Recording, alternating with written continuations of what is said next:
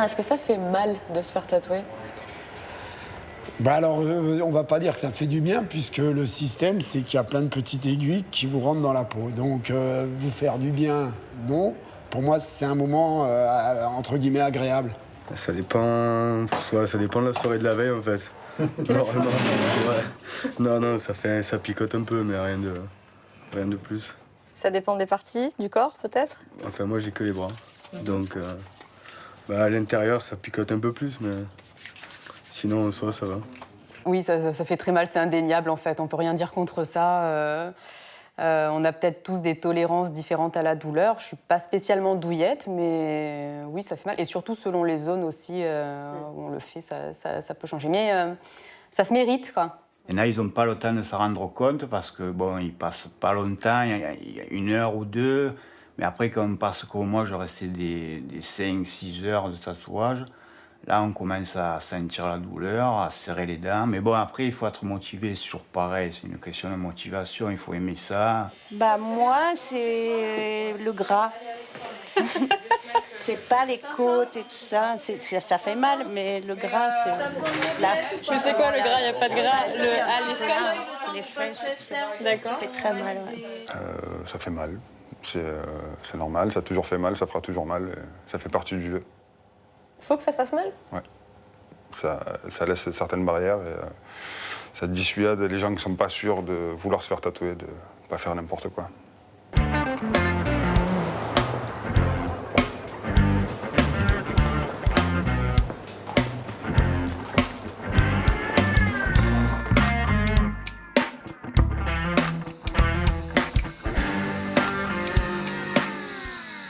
On dit shop parce que c'est la version magasin du tatoueur, d'un salon de tatouage, d'un shop.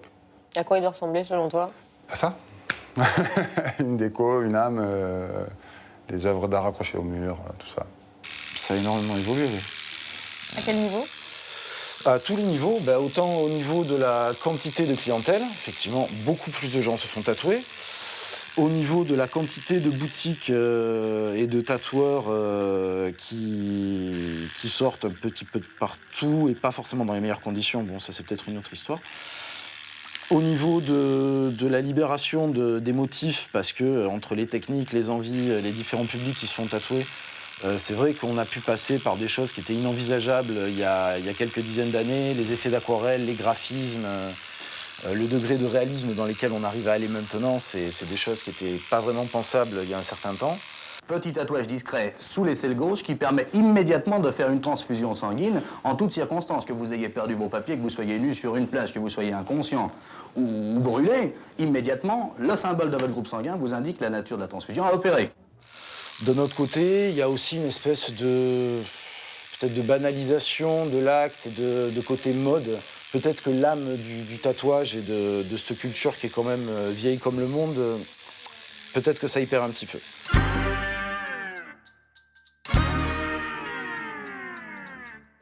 C'est toujours le même rituel, on commence par nettoyer la peau, histoire de tatouer sur un support propre et désinfecté. Et là, qu'est-ce que tu appliques? Ça, c'est un produit pour le transfert. D'accord, pour que ça colle, en gros. Ouais, pour que le carbone passe du papier à la peau. Comme une décalcomanie. Exactement. Si je viens par exemple avec un dessin que j'ai choisi sur internet ou autre, tu refuses de me le tatouer? Ouais. on va négocier, on va discuter, on va se battre. Puis pour au final arriver à trouver un terrain d'entente, apporter quelques modifications tout en respectant l'idée de départ. Pour que le tatouage t'appartienne complètement, qu'il soit unique, tout comme toi tu l'es. Si on ne passe pas par la case dessin, création, prise en compte de la forme du corps, de la dynamique du corps, de tout ça, on ne va pas faire un travail à la hauteur de ce qui peut être fait aujourd'hui et de tous les progrès qu'il y a eu, quoi. Les gens qui veulent se faire tatouer pour faire comme les autres, qui ne sont pas vraiment motivés profondément, ne supportent pas la douleur. Si tu veux vraiment ton tatou, tu vas supporter, mais si tu le veux parce que ça t'a pris il y a une demi-heure, tu n'es pas prêt à subir. Ça t'est arrivé des personnes qui arrêtent la séance en plein milieu et qui partent avec le tatouage pas fini? Ça m'est arrivé. Non, il n'y a jamais eu de coup de tête. C'est des choses qui me correspondent par rapport à mon caractère, par rapport à la vie qu'on a eue, par rapport à plein de choses comme ça. Vous allez certainement avoir des moments dans une vie qui vont faire que d'un seul coup, vous allez vous tatouer quelque chose. Plein de petites choses comme ça. J'aime bien les têtes de mort, donc je vais avoir des têtes de mort. J'aime bien la moto, donc je vais avoir des choses qui vont montrer ma passion pour la moto. J'aime bien les fleurs, donc je vais me faire peut-être une fleur en pensant à quelqu'un.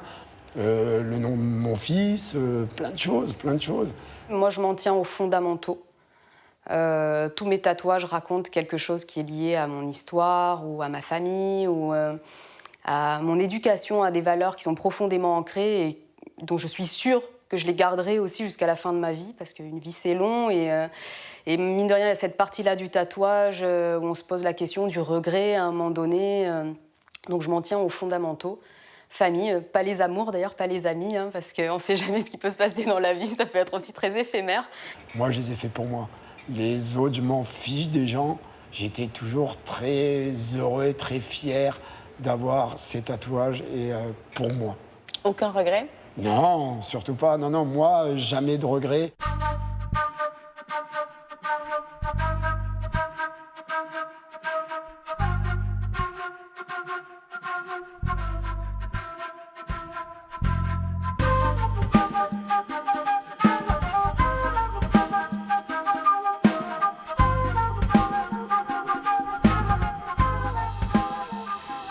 Alors, je suis en train de préparer le dessin pour un futur tatouage de la semaine prochaine.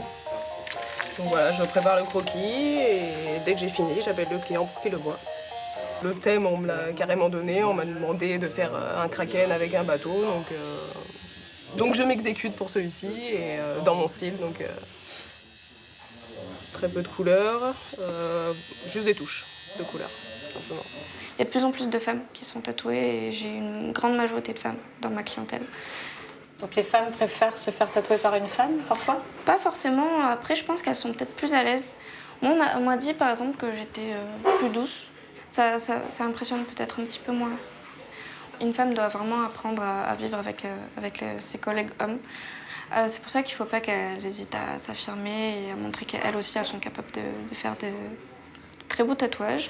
Qui, plus est, elles ont cette touche féminine et cette douceur qui peut correspondre parfois à une clientèle un petit peu apeurée. Mais je suis devenu tatoueur par rapport justement à l'amour du dessin.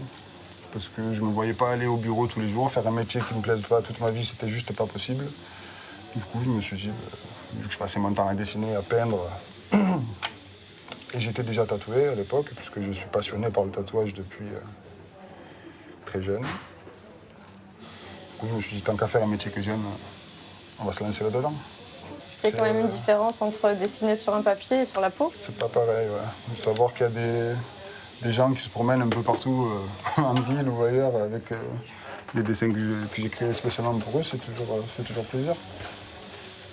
Et puis je prends plus de plaisir à dessiner sur la peau, c'est particulier le contact, ça n'a rien à voir avec une feuille et un papier, quoi. Quand on peint, on peut pas discuter avec sa toile, là on peut échanger. Les toiles en général ça répond pas sauf si on se drogue.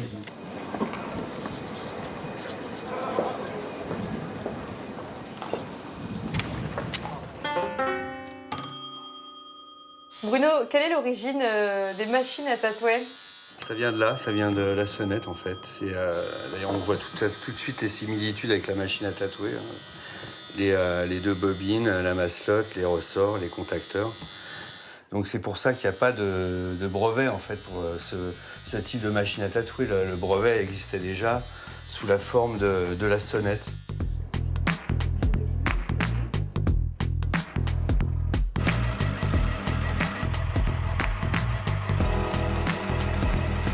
Alors moi ça reste très artisanal ce que je fais. D'ailleurs j'ai une très petite production qui est plutôt destinée à des gens que je connais ou en fait que comme j'ai que 2 bras, je peux pas non plus faire une usine.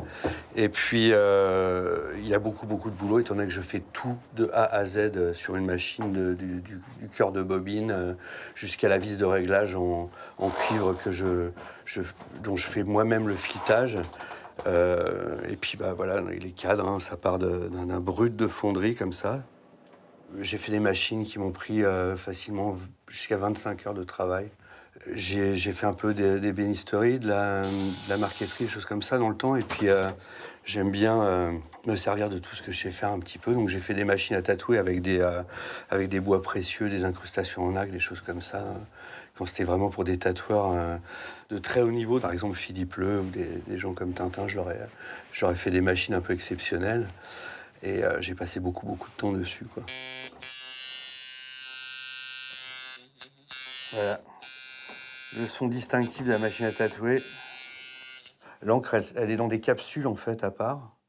Et on vient la puiser au fur et à mesure. Et l'encre, elle ressort au contact de la peau. Poussée et provoquée sur l'aiguille, en fait, l'encre se débite le long de l'aiguille, comme ça.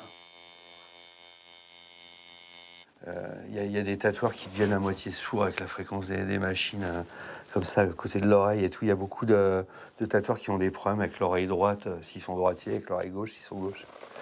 En fin de carrière, hein, je parle.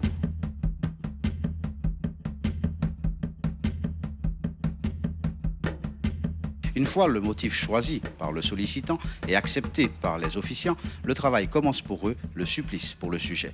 À l'aide de dents de baleine ou de cochon acérés et imbibés d'encre faite de charbon dilué dans de l'eau, le tatoueur inscrit sous la peau, de manière indélébile, le motif tracé au préalable. Ça, c'est un ami marquisien qui me les a fait, hein, réalisés à partir de dents de cochon sauvage, en fait. Hein. On prend les parties plates, on les taille comme des peignes. Vu comme ça, c'est un peu barbare. Hein. C'est assez douloureux. Il aurait fallu un intervenant qui vient tendre la peau et qui tient la personne immobile. C'est indispensable parce que le tatoueur, bon, il a un bâton dans ce qu'on appelle un bois de fer, qui est un bois assez lourd et dur. Ouais. Et donc, il trempe cette partie, le peigne dans l'encre et il va faire rentrer l'encre sous la peau comme ça. T'as testé, toi, non? Ouais, j'ai fait toute une jambe comme ça. Et alors? Ça fait mal. Ça fait mal. Ouais. Donc ça, c'est un tatouage traditionnel? Bah, c'est traditionnel, c'est plus que traditionnel, c'est même de là où vient le mot tatouage. Donc, ah bon? Parce que oui, c'est le mot marquisien tataou qui a donné le mot tatou en anglais et tatouage en français, quoi. Coutumier tout autant que folklorique, le tatouage perpétue une tradition chère aux populations polynésiennes. Alors, à quand peut-on dater, selon vous, les origines du tatouage? À les origines, écoutez, du néolithique au moins, les premières traces que l'on a, c'est à cette époque. Je pense à ce personnage qui a été retrouvé dans les glaces des Alpes en Italie, où on voit plusieurs dizaines de traits de tatouage sur sa momie, si vous voulez, qui est restée intacte. Donc, véritablement, c'est une pratique extrêmement ancienne. C'est un instrument de tatouage de Thaïlande, en fait, qui... Là, on rentre dans le domaine du tatouage religieux, en fait. C'est les moines qui tatouent avec cet objet-là. Et j'en ai vu tatouer, ils tatouent comme ça, en fait. Ils ont sur la peau, ils poussent comme ça, avec la divinité en hauteur qui fait le poids, en fait, qui fait une espèce de lest. Et ça sert à tatouer des espèces de mantras. Puisqu'on parle de religion, connais-tu les positions des différentes religions quant au tatouage? Oui, c'est interdit partout. Non, le tatouage est totalement interdit dans la religion juive. C'est écrit dans le Lévitique. En fait, on n'a pas le droit de se lacérer le corps et de se tatouer. C'est appuyé dans la phrase en disant que c'est l'Éternel qui le dit. Donc, c'est une interdiction formelle. Non, la religion musulmane n'autorise pas le tatouage. C'est vrai que dans la religion musulmane, il y a une thématique apparente qui est celle de la beauté, que ce soit dans la Sainte Écriture, le Coran, que ce soit dans la tradition prophétique. C'est le prophète lui-même qui nous dit que Dieu est beau et aime la beauté, mais pas aller au-delà de faire des tatouages pour se faire beau. Je crois que c'est Léviticus 19, 28 qui interdit en fait toute incision de la peau et toute représentation d'une image sur la peau. Les Juifs voulaient se distinguer complètement des rites païens. Puisque les païens, surtout l'Égypte le faisait beaucoup, se tatouaient donc les représentations de leurs idoles sur le corps et se lacéraient le corps lorsqu'il y avait un deuil dans la famille. Chez les Juifs, lorsqu'il y a un décès, on découpe ses vêtements, mais on ne se lacère pas le corps. Il est totalement interdit de se tatouer la peau.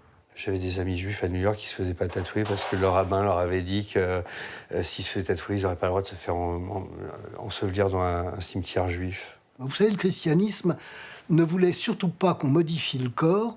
Dieu nous avait créés à son image avec un corps. Il fallait surtout pas ni s'épiler, ni se tatouer le corps. Et donc, très longtemps, le tatouage a été réservé aux infâmes, à ceux qu'on voulait stigmatiser, aux esclaves, aux prisonniers. Alors si vous me dites l'Église est contre, non, l'Église n'est pas contre, mais l'Église va peut-être avertir d'une pratique qui va dénaturer la personne, va arracher la personnalité. Et ça, non, c'est pas concevable. Mais un tatouage qui permet à la personne, au contraire, d'afficher ce qu'elle veut afficher, une position qui soit saine, c'est bien. Je vous disais donc que les chrétiens faisaient tatouer des croix coptes sur leurs mains, sur leurs poignets. Pourquoi pas? Pourquoi pas? Il y avait un tatouage qui était récurrent chez les marins, c'était se faire une grande tête de Christ dans le dos ou une Vierge Marie. Pourquoi? Parce que quand on avait un Christ dans le dos, on prenait plus de coups de fouet. Ah bon? Ben oui, puisque le bourreau jamais n'aurait fouetté l'image du Christ. Les gens étaient tellement religieux à cette époque-là. Donc, ils s'arrangeaient pour leur donner d'autres punitions, je pense, mais certainement pas celle de fouetter l'image du Christ ou de la Vierge Marie, quoi.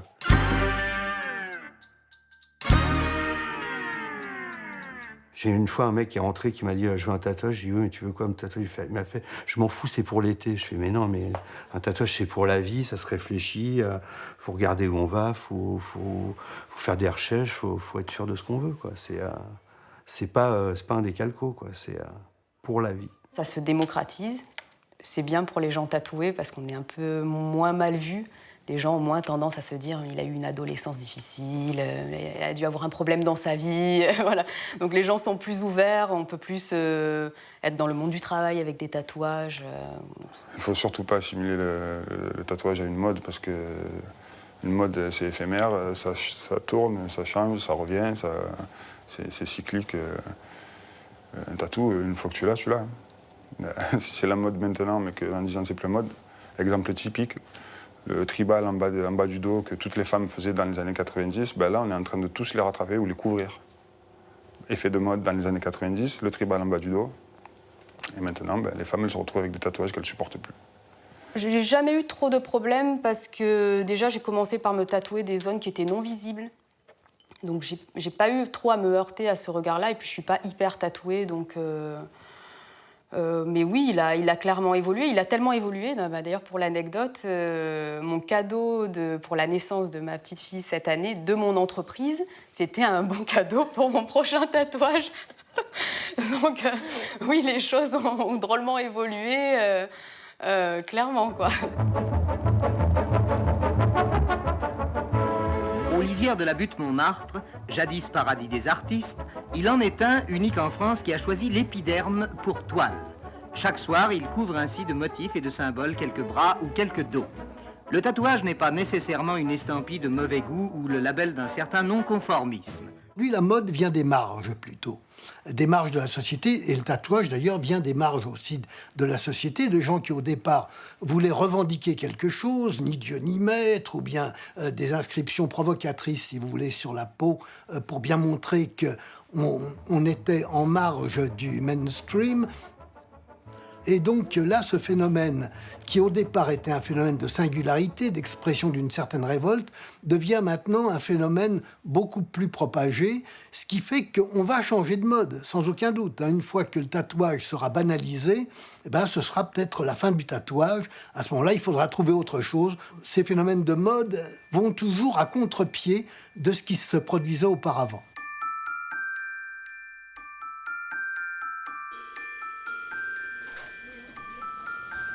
Et depuis quelques années, tu t'intéresses à des photos de tatouages. Les gens qui sont beaucoup tatoués comme ça, où il n'y a pas juste un petit dauphin ou une cerise, tu vois, ou juste une pensée à ma mère, c'est peut-être qu'ils ont quelque chose à dire et que c'est une façon pour eux aussi de le dire, quoi. Après, c'est juste beau à regarder aussi. Il y a des fois, c'est juste magnifique, quoi. C'est des êtres humains et c'est de l'art en même temps. Elle, c'est une colonie de fourmis. Mais c'est dans sa coupe aussi, dans son look, elle est percée.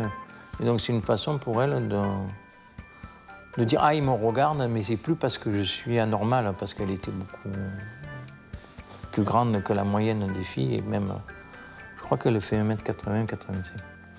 Regarde, ben non, mais c'est son look, c'est la tête qu'il a. Voilà, cette crête là au milieu, il est percé, il est un peu fou, quoi, ou beaucoup, très très fou. Il y a en même temps de l'humour. Voilà, il doit en avoir plein de partout, quoi, des tatouages. Puis après, quand il a vu que je le regardais, il m'a tiré la langue, hein, tu vois, donc j'ai eu le temps de faire la photo. Mais quand tu arrives à rencontrer les gens et à rester un peu, passer un peu du temps avec eux, là, il se passe un peu des histoires, quoi. Là, sur une convention, c'est difficile. Ils sont très, très occupés, ils travaillent beaucoup. Ils ont déjà bien souvent des commandes depuis de longue date. Donc ils arrivent, dès que ça commence, ils sont sur le modèle, ils commencent à travailler. Et puis, c'est comme des chirurgiens. Ils ont leur lampe frontale. Là. C'est à toi à venir à aller chercher des petits trucs là, qui te piquent comme ça. Tu dis, ah, il y a ça qui... Non, après, c'est des artistes. C'est comme, voilà, je dis, pour moi, c'est relié à la musique. C'est des artistes à part entière.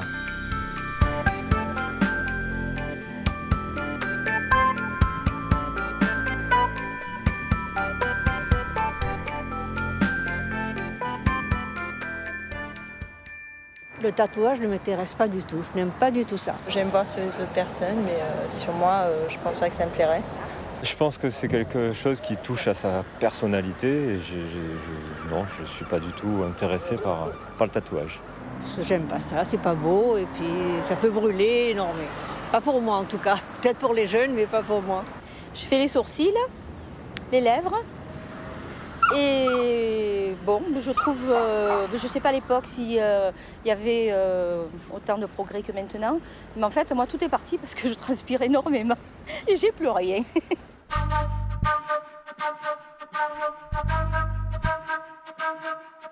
Je suis tatouée là. J'ai une 3e œil. Vous voyez? Ça se voit. Verte, bleue. Qu'est-ce que ça comme signifie? Votre bague. Ça signifie quoi pour vous? Ça signifie un souvenir de mon ami en Afghanistan, parce que je suis afghane. Et on grandissait ensemble. Sa mère et elle venaient chez nous pour s'occuper de nos vaches et de nos moutons et de nos pains au four. Et moi, j'allais à l'école, n'allais pas. Et je jouais la maîtresse sur elle pour lui apprendre à écrire et à lire. Cette fille a appris à écrire et à lire parce que moi, je faisais sa maîtresse quand je revenais de l'école.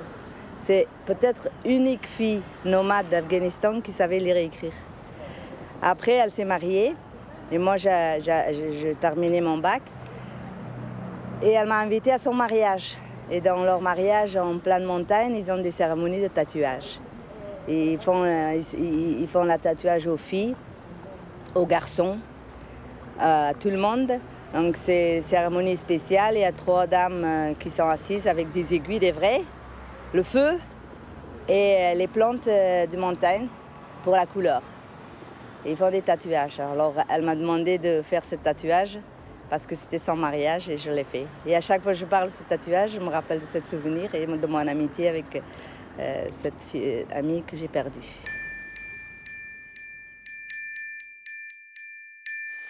Il y a un fort côté addictif dans le tatouage. Alors il y en a qui disent que c'est parce qu'on en veut toujours plus, on veut toujours des nouveaux tatous. Après il y a un côté aussi... en fait quand on se fait tatouer, on sait que le corps sécrète de l'endorphine. L'endorphine, c'est une drogue naturelle en fait. Il y a beaucoup de gens qui recherchent la sensation après. Alors au début c'est une douleur, effectivement, comme on disait tout à l'heure. Ça peut mettre un certain frein et puis après... Les gens qui commencent à être beaucoup tatoués recherchent justement la sensation du tatouage. Pas forcément le nouveau motif, en général ça va ensemble, mais c'est surtout la sensation qui est recherchée. Je suis arrivé à m'endormir aussi en me faisant tatouer. Donc moi j'aime cet instant, même si on va dire il n'est pas très agréable, pour moi il est agréable. C'est quelque chose d'assez bizarre. J'aime ce moment-là. À chaque fois que je me fais tatouer, je me dis quelle idiote, plus jamais, ça fait tellement mal, mais je suis vraiment une idiote, c'est fini. Et puis en fait, on y revient. Ouais, c'est un peu comme une drogue. C'est quelque chose qui plaît.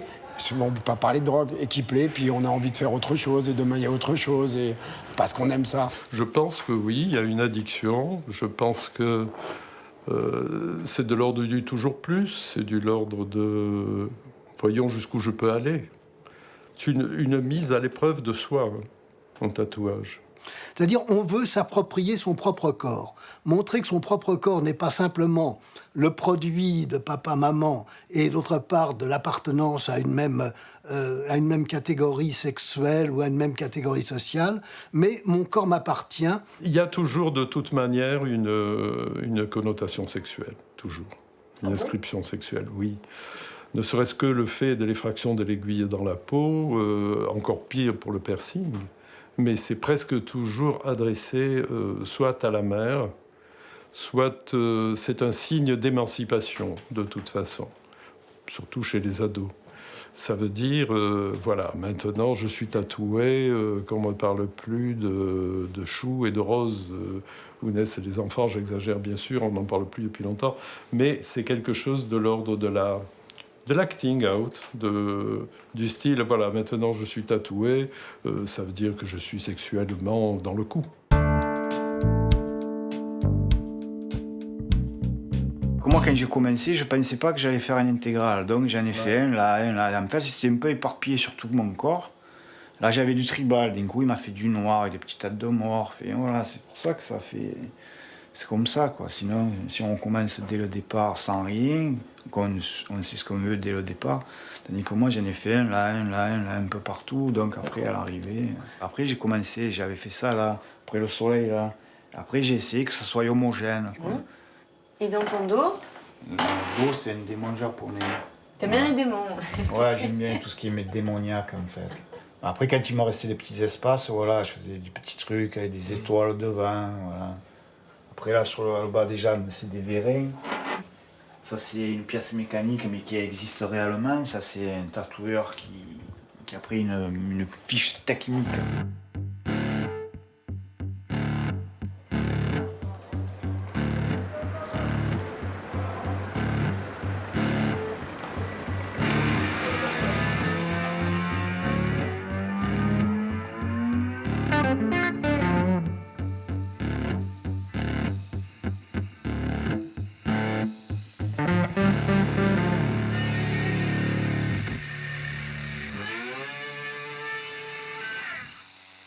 Stéphane, quel est le statut des tatoueurs aujourd'hui? Aucun. Nous sommes des marginaux, souviens-toi. Et oui, bien sûr, tu le sais, ça me hérisse le poil. On te parle d'un développement de la profession, une reconnaissance artistique. On en parle à toutes les sauces, on le voit partout, le tatouage à la télé, presque à la radio, partout, toutes les stars. Et en fin de compte, il n'y a pas de statut. On n'est pas protégé par un cadre professionnel. On est considérés comme des esthéticiennes pour l'instant, et c'est absurde. Mais si ça continue comme ça, il n'y aura plus de tatoueurs. Il n'y aura plus de salons de tatouage. Il n'y aura plus de vrais salons avec des vrais professionnels qui aiment leur métier. Beaucoup travaillent au domicile des gens. Ça, par contre, c'est totalement interdit, de se déplacer et d'aller tatouer chez le client. Le problème de nos jours, c'est qu'il y a énormément de gens qui se sont rendus compte que le tatouage pouvait être lucratif, et tout le monde cherche à faire du fric partout, donc ça a attiré beaucoup de gens qui ne sont même pas forcément des gens du monde du tatouage et qui font des conventions de tatouage, couvrent des salons, qui font bosser des mecs à des tarifs honteux, qui se foutent complètement de l'éthique du tatoueur, en fait. On va dire qu'un tatouage moyen, ça coûte 150 €. Enfin, sur Internet, matériel de tatouage, le petit kit complet du parfait petit tatoueur débutant, un peu comme le kit de chimiste qu'on a à Noël, là, ça coûte 90 €. Mec bête qui réfléchit pas trop, se dit je vais acheter un kit de tatouage, je vais me faire mon tatouage tout seul, ça me reviendra moins cher, je vais faire un tatouage à mon pote, je vais amortir mon investissement, du coup j'aurai des tatouages gratuits, je vais gagner de l'argent. Et là, c'est la catastrophe. Donc, en fin de compte, c'est des jeunes qui gagnent beaucoup d'argent. 2, 3, voire 10 fois le SMIC, tu comprends? Et tu as la vie qui va avec. C'est-à-dire que... Et c'est là le danger. C'est-à-dire que tu as la poudre, tu as l'alcool, tu as la fête, les femmes, et le côté rock'n'roll. Mais ça marche 10 ans, 5 ans. Puis après, tu pleures parce que tu te rends compte qu'il n'y avait pas de statut, dis donc. Oh, on est vraiment des cons, hein. Il n'y a pas de cotisation, il n'y a pas de protection, il n'y a rien. Tu pleures parce que là, tu t'es mis dans une embrouille, l'autre, tu as décroché un taquet, tu t'es cassé les doigts, tu vois, tu peux plus travailler. Mais tu n'as pas d'assurance, tu n'as rien, tu n'as pas de protection. Comment tu fais? C'est très très dur de réglementer en fait. Pour l'instant, tout ce qu'on peut faire, c'est au moins de demander au tatoueur de faire le stage d'hygiène qui est obligatoire. Au moins, la personne, on sait que quand elle aura fait ses 3 jours de stage, elle saura ce qu'il faut faire pour pas contaminer un client avec un virus d'hépatite C ou toute autre maladie transmissible par des traces de sang sur les gants.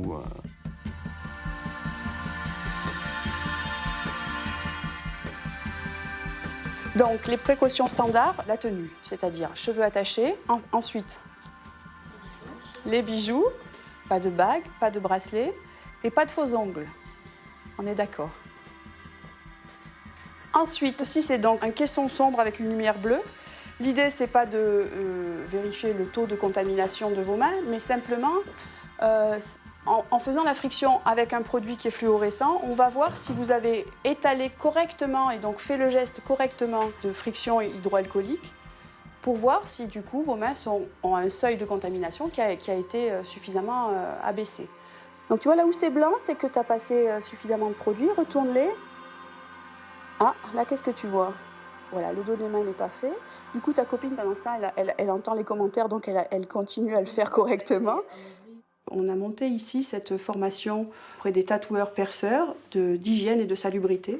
Donc en fait, l'idée c'est de leur apporter les bonnes pratiques pour qu'ils puissent exercer leur art en toute sécurité. Donc c'est sur 3 jours, il y a 8 modules spécifiques d'hygiène hospitalière qui ressemblent terriblement à l'hygiène hospitalière puisqu'en fait l'idée c'est d'appliquer les mêmes règles puisque le risque de transmission croisée est identique à celui que l'on peut avoir à l'hôpital, à partir du moment où on crée une effraction cutanée, donc il y a un risque infectieux.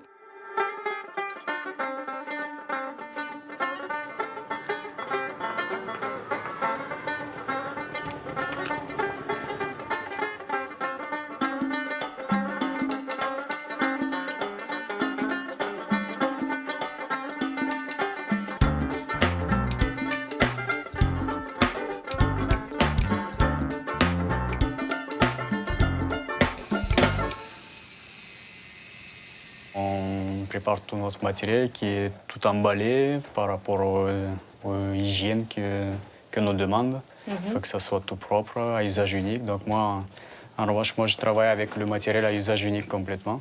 Voilà, chaque cartouche qui est utilisée, elle est suivie, elle est enregistrée. Donc dans les registres, on a chaque client qui a utilisé quelle aiguille. Et chaque déchet est jeté dans des poubelles différentes. Donc après ça. Et après le tatouage, une fois fini, on l'emballe et on explique comment faire les soins. On emballe comme un cadeau finalement. Tout simplement.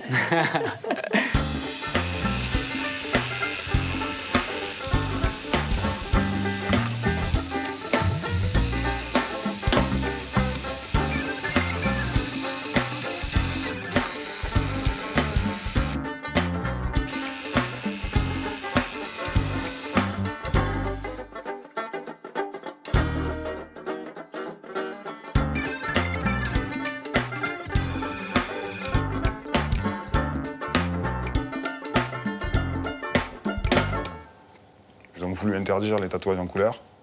J'ai un bras tout en couleur. Je suis toujours là. Ça fait presque 20 ans que je tatoue et j'ai vu 2 allergies en 20 ans. En 40 ans d'exercice, je n'ai jamais rencontré de problème majeur avec des tatouages, que ce soit de l'eczéma ou une photosensibilisation, ou même des tatouages qui est franchement viré. Nous, on est tenus à des sacrées normes. À partir du moment où on a un salon, une boutique, on est tenu à des normes. Mais par contre, ceux qui font ça chez eux, qui sont en train de, encore une fois, tuer le métier, sont tenus à aucune règle. Et la plupart du temps, c'est du matériel qui vient de Chine, comme je disais. Sur les encres, il y a une étiquette avec la marque de l'encre, mais on ne sait pas ce qu'il y a dedans. Les pigments, on ne sait pas d'où ils viennent. Nous, c'est des pigments soit végétaux, soit minéraux, c'est naturel pour la plupart. Je parle de tatouages professionnels, exécutés avec des pigments stables, normalisés, agréés. Je ne parle pas de tatouage amateur, de tatouage réalisé dans des pays exotiques qui là peuvent se révéler très dangereux.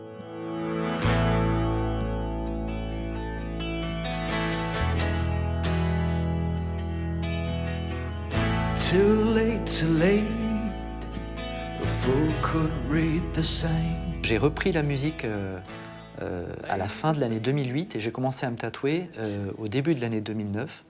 Il aurait pu se passer quelque chose, il aurait pu y avoir une concomitance si tu veux, mais en fait non, pas du tout. En revanche, quand je suis sur scène, parce que je suis chanteur, quand je vois des photos de moi après des concerts, je me trouve quand même vachement mieux avec des tatouages, hein, en mode rock'n'roll, que si j'en avais pas. Voilà. I nailed it to your door. It's crazy how it all turned out. We needed so much more.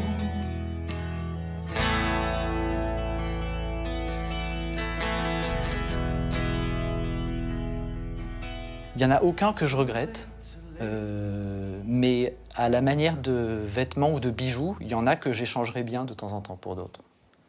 Mais j'en regrette aucun, quand même. Ils font partie de toi, on peut dire ça maintenant, en fait. Ta peau.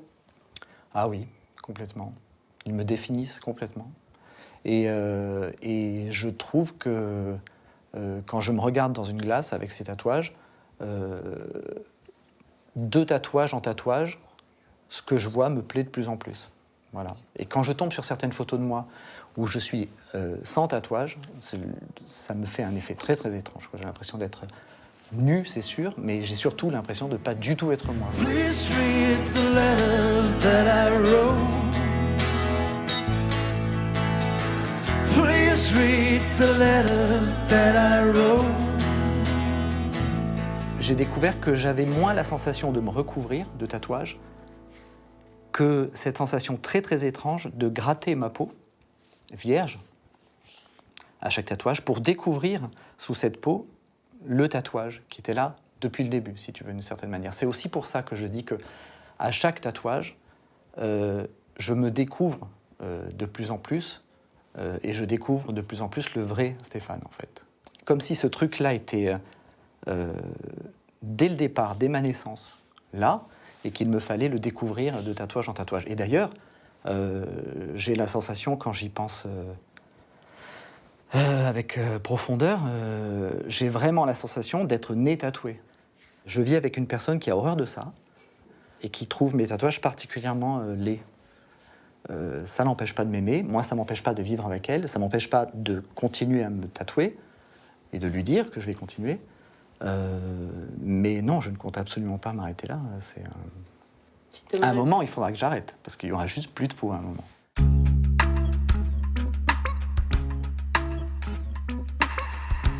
Petite histoire, moi un jour, je suis allé chercher mes enfants à l'école primaire, ils étaient en CE1, si je me souviens bien. Et, vendredi, à 4h30, je me pointe à l'école pour récupérer mes enfants. La maîtresse, qui ne m'avait pas vu depuis la rentrée, s'est mise en opposition devant la porte pour ne pas me laisser récupérer mes enfants, en me demandant qui j'étais, parce que j'étais en t-shirt. Heureusement que mes enfants ont couru vers moi, sinon je pense que je repartais sans. En définitive, c'était les réprouvés qui, naguère, étaient tatoués ou se tatouaient, comme par exemple les bagnards ou bien les anarchistes, etc., ni Dieu ni maître, bref, toutes ces manifestations d'opposition.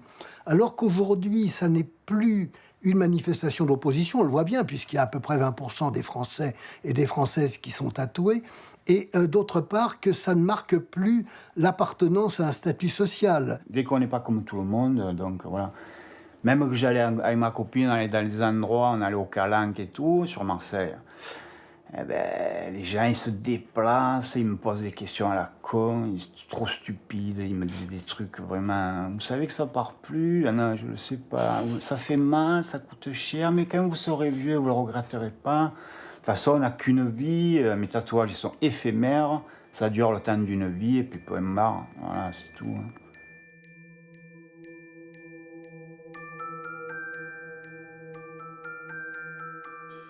Une des personnes que j'aime photographier, Et c'est une jeune femme qui, en fait, a le visage tatoué. Dans sa vie professionnelle, c'est un peu compliqué. Elle était prof.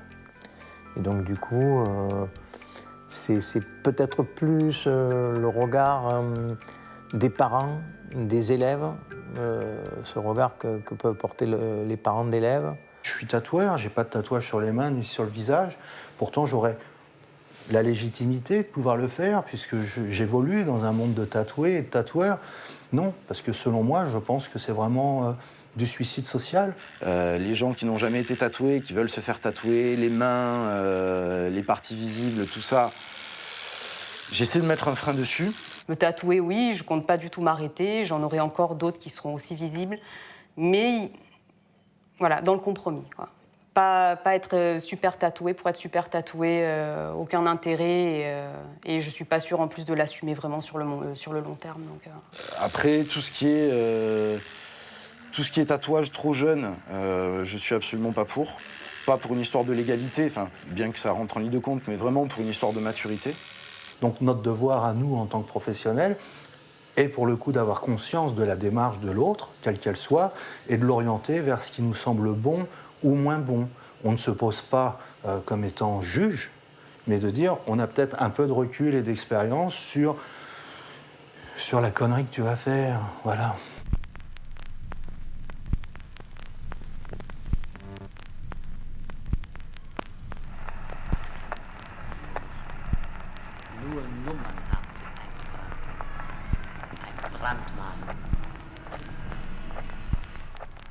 Je pense que chez les anciens, il y a encore cette connotation, cette expérience douloureuse, traumatisante avec les camps de concentration, les matricules, ces marques que je qualifie de marques sales et qui pourtant nous associent aussi avec notre culture, dans notre société, au tatouage. Le delta suivi du numéro matricule des hommes et des femmes qui ont été dans les camps de concentration, c'est évident que c'est la face sombre du tatouage.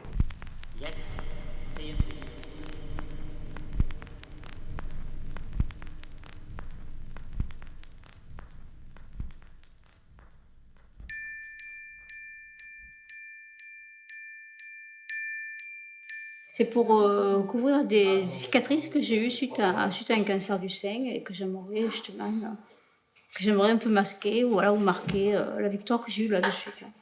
De quelle manière? Eh bien, en le couvrant avec un tatouage personnalisé que je laisserai libre cours au tatoueur, suivant son imagination et aussi mes envies, quoi. Il m'est arrivé de conseiller des tatouages esthétiques sur des vergetures inesthétiques chez de jolies femmes jeunes. Il m'est arrivé de conseiller sur des cicatrices après une chirurgie du foie, par exemple. Les femmes qui ont été atteintes du cancer du sein, par exemple, qu'on a refait le sein, on peut tatouer des mamelons. Est-ce que c'est votre médecin qui vous a conseillé le tatouage, peut-être, pour masquer les cicatrices? Non, pas du tout. C'est moi. C'est moi, tout simplement. Vous étiez déjà tatouée? Non. Première. Ça permet à la fois de se plaire et d'oublier l'intervention, parce que si on doit voir tous les jours sa cicatrice, ça peut se révéler peut-être traumatisant pour certains, alors qu'un joli tatouage, c'est esthétique. En général, les hommes gardent leurs cicatrices, ça fait un peu bagarreur, ça leur plaît. Non, les hommes qui se font recouvrir des cicatrices, c'est beaucoup plus rare.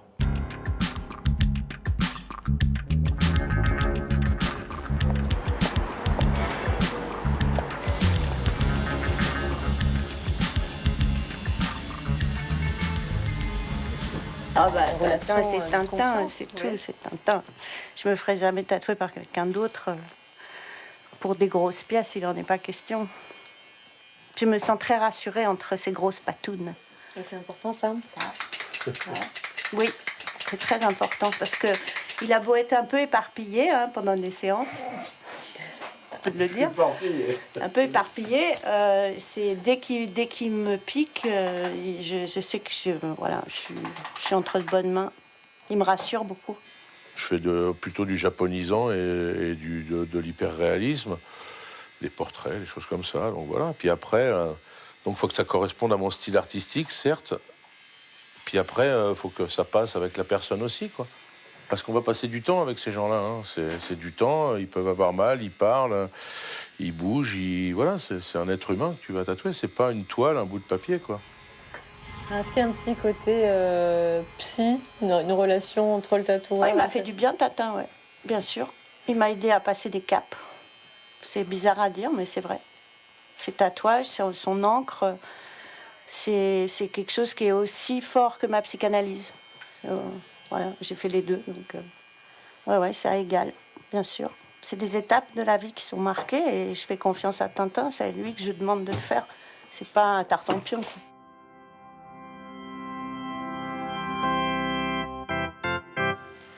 Bon, tu veux qu'on fasse ça en premier, c'est ça, hein? C'est ce que tu veux. Oui, non, mais c'est ça que tu m'as demandé quand même. Ouais. Oui. Bon, alors retire ton collier pourri. Mais tu vois, t'as le droit de dire, tiens, je préfère que t'attaques dans le dos plutôt que sur la fesse. J'ai mal au cul aujourd'hui. Ouais. J'ai eu une dure soirée hier soir. Si tu pouvais bosser les épaules. Ah, ça chauffe. Ouais, ça brûle.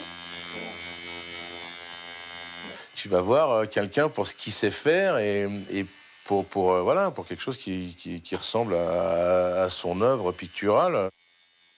C'est comme un peintre, tu vois, tu vas voir Van Gogh, tu lui demandes pas de te faire du Monet, quoi. Sinon, c'est ridicule. Donc, t'as toujours une carte blanche quand t'es tatoueur. T'as beau dire oui à ton client, tu fais ce que tu veux. Hein. Tintin, il a jamais fait un dessin préparatoire sur ma peau. Il a toujours dessiné directement. Déjà, oui, ça, je l'ai dessiné dans le dos, alors... Il y en a des clients qui arrivent et qui veulent avoir l'impression qu'ils font le dessin à ta place. Ouais. Qui dit dessiner à deux, dit putain, un client qui va te faire chier, quoi. Parce que, ah oui, mais ça, tu dois le faire comme ci, et ça, tu dois le faire comme ça. Bah, tu dois le faire toi-même, tu prends le stylo, puis tu le dessines, et puis je te le fais comme tu me le demandes, à la limite. Mais voilà, après...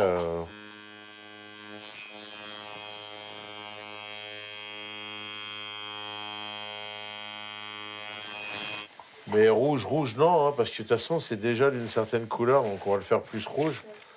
Mais on va voir, ah, tu me fais chier. Hein. Est-ce que c'est plus cher de se faire tatouer par Tintin, finalement? Alors du coup, bah oui, forcément, quand on se fait tatouer par un tatoueur de star, ça coûte plus cher. Je sais pas si je suis forcément plus cher qu'ailleurs, je crois pas, non. Non?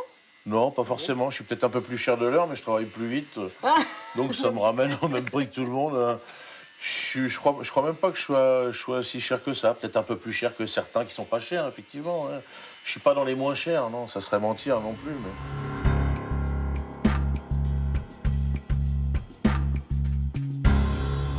Moi, à l'époque où j'ai commencé, je peux te dire, avec le fait de dire que tu voulais être tatoueur, tu avais intérêt à faire au minimum 1m80 et 100 kg, parce que sinon, tu te prenais un coup de pied dans le cul et tu dégageais de la boutique de tatouage, parce que ça n'existait pas. C'était très difficile de trouver des formations aussi, parce que les tatoueurs étaient assez réfractaires. Ils ne voulaient pas vraiment transmettre leur savoir. Du coup, moi, je me suis lancé tout seul.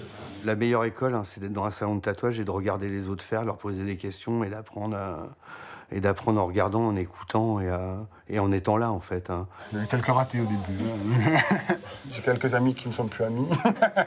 Le tatouage, ça se fait pas sous le biais d'école, ça se fait sous le biais d'apprentissage. Donc si on pouvait avoir un apprentissage en parallèle avec des écoles d'art qui existent déjà. Nous aimerions pouvoir transmettre le savoir dans les ateliers, comme toute forme d'artisanat, apprendre chez le patron et avoir une école gouvernementale, une école d'État, pour les modules, comme l'hygiène, comme l'histoire de l'art, qui seraient nécessaires en complément de la formation. Surtout pas d'école privée.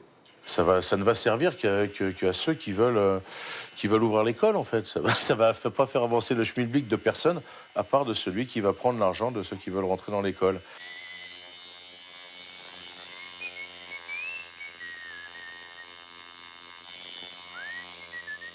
Le tatouage est un art, ça c'est sûr, oui. Je pense que tout le monde s'accorde à le dire que c'est le 10e art de nos jours. Est-ce que le tatoueur est un artiste? Tout dépend du tatoueur. Forcément, la peinture, c'est un art. Est-ce que tous les peintres sont des artistes? C'est un vaste sujet. Bon, bah, aujourd'hui, hein, il y a des trucs qu'on voit à la Foire internationale d'art contemporain. Pour moi, c'est pas des artistes non plus. Mais après, voilà, c'est un vaste sujet. Qu'est-ce qui est l'art et qu'est-ce qui n'est pas de l'art? En tout cas, la discipline... voilà, si on peut faire de la ferronnerie d'art, qu'on peut faire que la photo est un art, que la peinture est un art, que le dessin est un art, que l'architecture est un art. Enfin bon, le tatouage c'est un art, tout le monde le dit, dans l'inconscient collectif, tout le monde dit l'art du tatouage. Maintenant tous les jours je chante, pour moi la vie n'est plus méchante. Il n'y a plus le malentendu dans les bras de Jésus.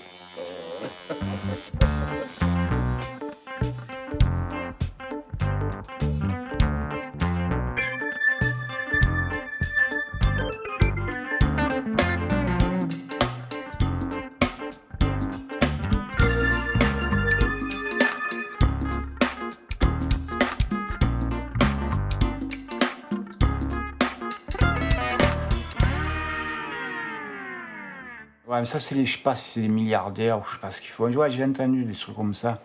Ouais, ils vous payent et quand vous êtes mort, ils vous découpent, mettons, le dos. Ou Ouais. la famille, hein, par exemple. Est-ce que tu aimerais, toi, qu'on t'encadre après ta mort? Non, de toute façon, moi, je donne mon corps à la science. Voilà. Moi, ils auront de la lecture.